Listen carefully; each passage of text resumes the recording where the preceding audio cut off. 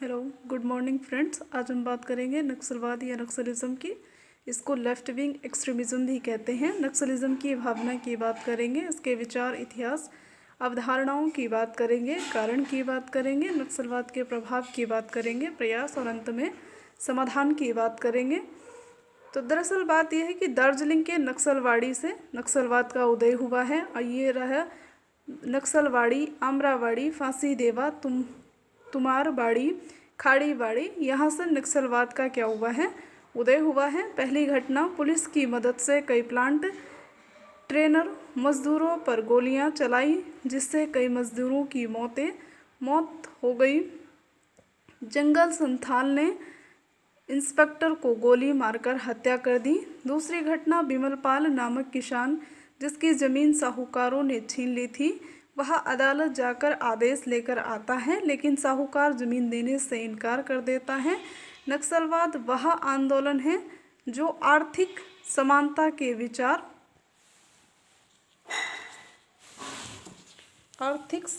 के विचारधारा पर केंद्रित है, जो भूमिधरों के खिलाफ भूमिहीनों का हिंसात्मक संघर्ष है, जो भूमिधरों से भूमि को छीनकर भूमिहीनों में वितरित करना चाहता है, ताकि आर्थिक संसाधनों का समानता से बंटवारा किया जा सके। तो इसलिए आरंभिक दौर से नक्सलवाद समाजवाद व साम्यवाद की विचारधारा से जुड़ा है, जिसके केंद्र में है न्याय, समानता और संसाधनों का समान वितरण। इतिहास है इसका, नक्सलवाद का 1967 के आसपास जन्म लेता है और धीरे धीरे आगे बढ़ता है। आंदोलन, इसकी विचारधारा और जनसमर्थन या नेतृत्व मिला, संगठन मिला। पश्चिम बंगाल के वामपंथी से मैती लोगों का समर्थन मिला। पश्चिम बंगाल के वामपंथी से मैती लोगों का समर्थन मिला। केनाही 1969 में दक्षिण देश का नाम चटर्जी द्वारा, केनाही चटर्जी 1969 में दक्षिण देश का नाम इन्होंने कहा कि हम अपना एक अलग क्या बनाएंगे, देश बनाएंगे, और उसका नाम दिया गया दक्षिण देश। CPIM, AICCCR, all India coordination committee of communist revolution की बात की गई। चारू मजूमदार पश्चिम बंगाल दार्जिलिंग जिले के डिस्ट्रिक्ट कोऑर्डिनेशन के रूप में CPIM के काम करते थे। कम्युनिस्ट पार्टी है ये, ठीक है, कम्युनिस्ट पार्टी की बात की गई। चारू मजूमदार और कानू सान्याल, CPI माले, ये मार्क्सवादी लेनिनवादी थे। ये चारू मजूमदार जो थे ये मार्क्सवादी लेनिनवादी विचारधारा के थे। 8 प्रपत्र जारी किए,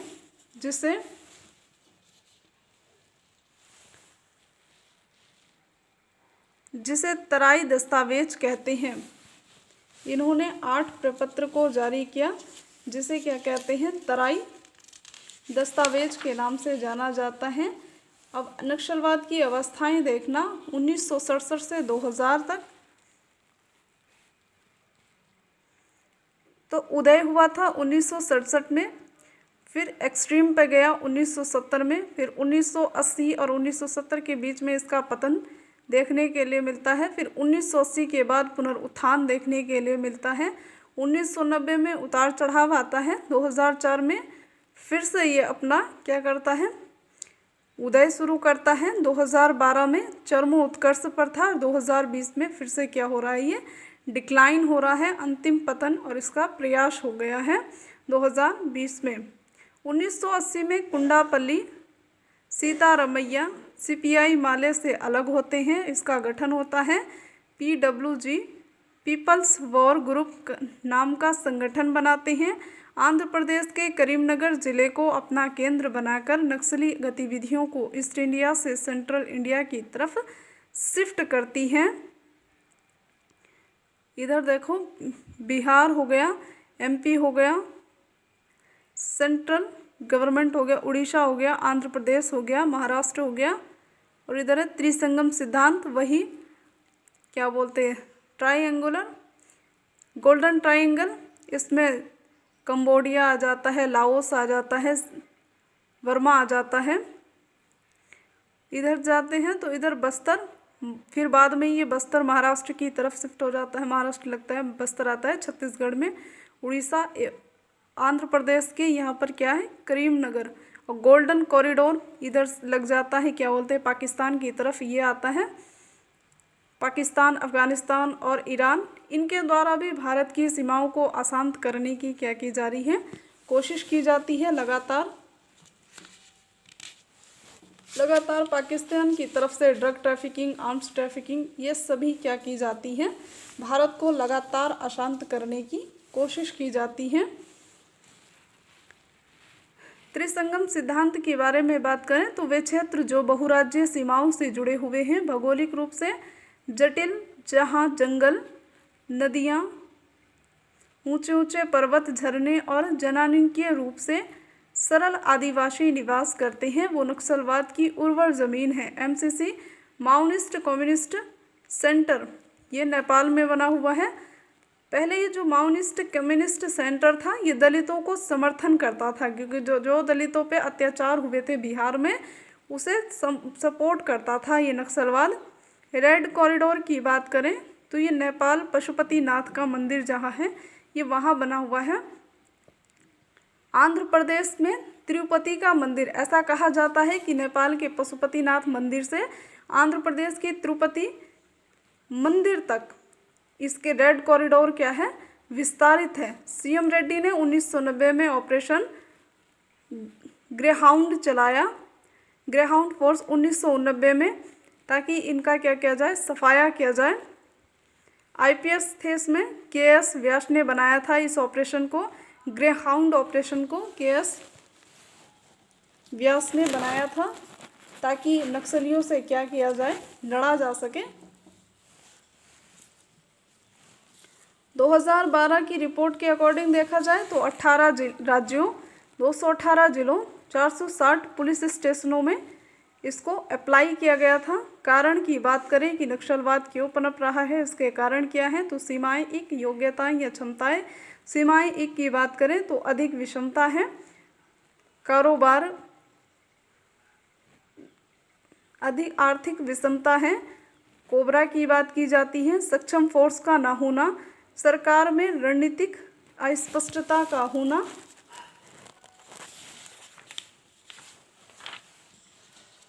फिर योग्यता या क्षमताओं की बात करें तो रणनीतिक विफलता, 3 फेजेस में, तैयारी का दौर, प्रदर्शन का दौर और जन सरकार का दौर। सर्वहारा गणतंत्र की स्थापना, प्रभावी संगठन, व्यवस्थित पद सोपान क्रम, खनन माफिया, डकैती, वसूली, अनैतिक व्यापार की इसमें बात की जाती है। TCOC tactical counter offensive campaign की बात की जाती है। इसकी फुल फॉर्म है TCOC की tactical counter offensive campaign. Local support इसको मिला हुआ है। प्रभाव देखेंगे नक्सलवाद के पॉजिटिव नेगेटिव, तो पॉजिटिव प्रभाव में देखेंगे, नेगेटिव प्रभाव में देखेंगे, जब नक्सलियों को वंचितों का संरक्षक नहीं बल्कि संहारक बना दिया, जब नक्सलियों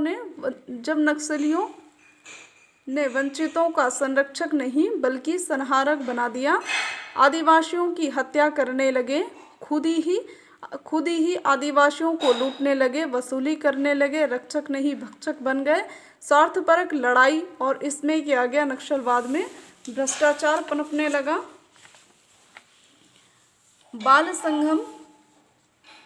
संगम होने लगे, सलवा जुड़म होने लगा, साथ साथ शांति।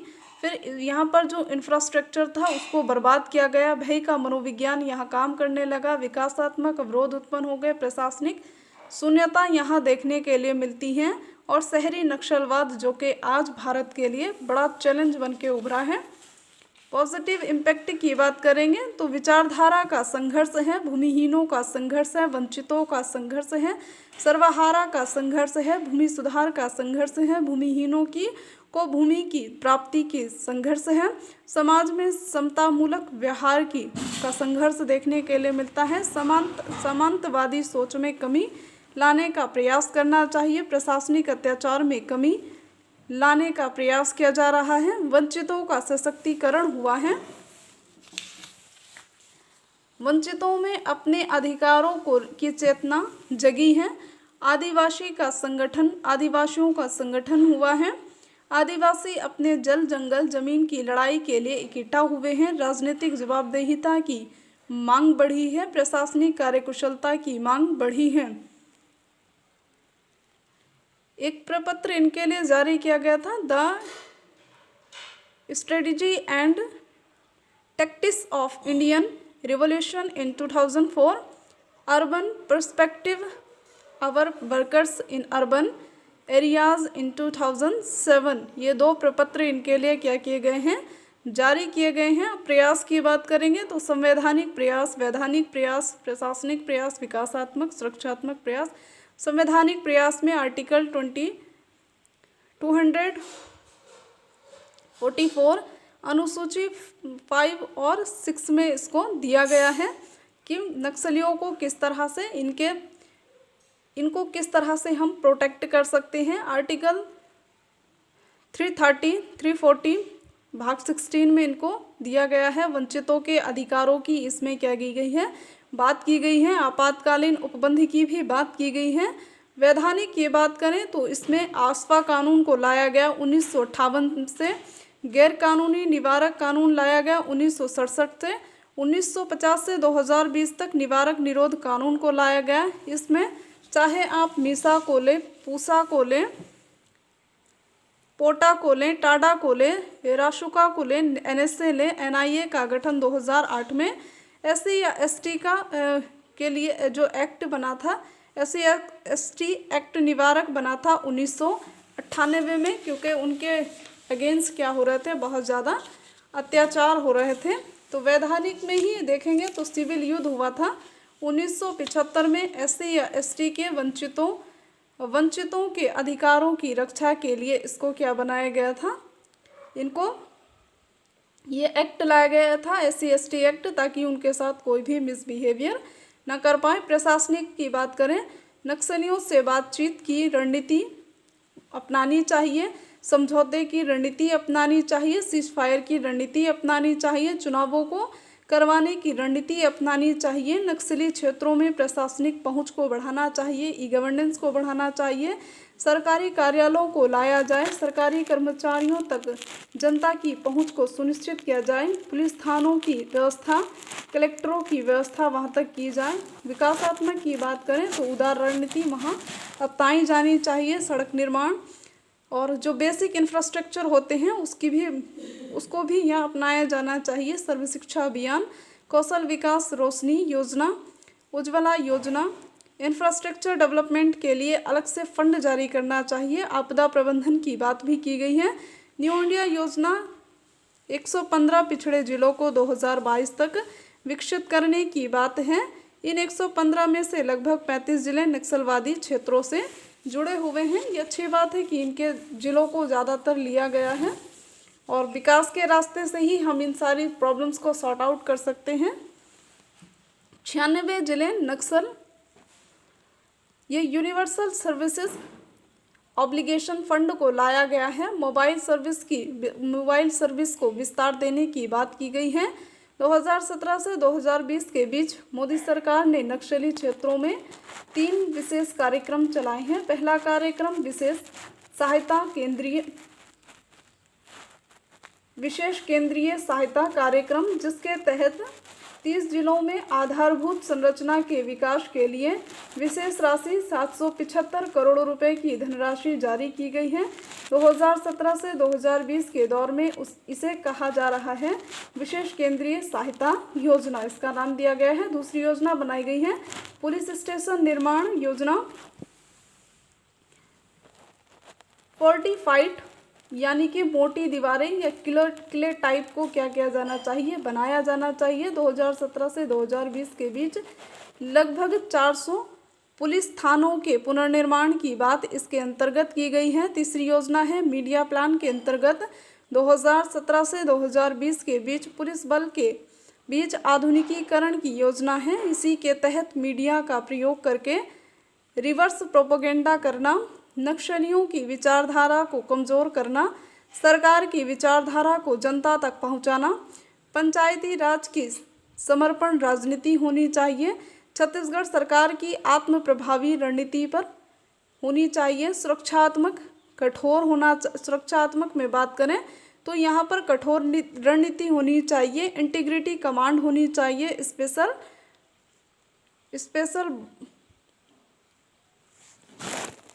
स्पेशल बटालियन का यहाँ क्या किया जाना चाहिए, प्रयोग किया जाना चाहिए।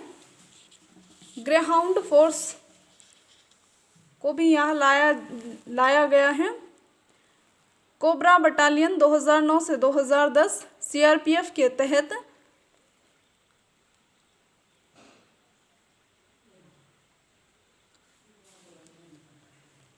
बटालियन फॉर रिजोल्यूशन फोर्स, यह combat battalion for resolution force, Bastariya battalion ये महिलाओं के लिए लाया गया है, और ब्लैक पैंथर फोर्स यहाँ पर लाई गई है। समाधान की बात करेंगे कि नक्सलियों का समाधान कैसे कर सकते हैं, तो मई 2017 में समाधान नाम से एक प्रोग्राम चलाया गया है जिसका नाम है ऐसे स्मार्ट लीडरशिप, ए से एग्रेसिव स्ट्रेटजी, एम से मोटिवेशन एंड ट्रेनिंग, ए से एक्शनेबल इंटेलिजेंस, डी से dashboard based review system KPI KRA, और एच हेरेंसिंग टेक्नोलॉजी, ए से एक्शन थ्रेट, और एन से no access to financing. Okay friends, मिलते हैं नेक्स्ट वीडियो में। Okay, thanks.